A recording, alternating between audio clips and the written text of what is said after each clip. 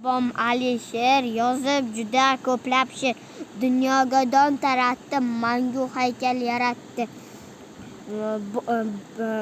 Bobomning har bir so'zi quyosh kabi porlaydi.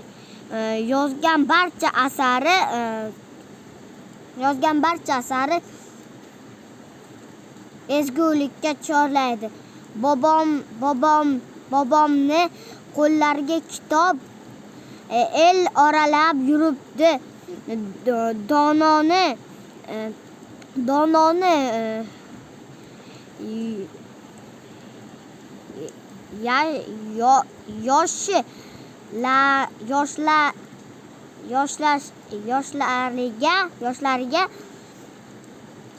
yoshlariga kulib qarab turibdi. Bo'ldimi? Yo'q. Qanday yaxshi, qanday soz o'qishni bilsang o'zing.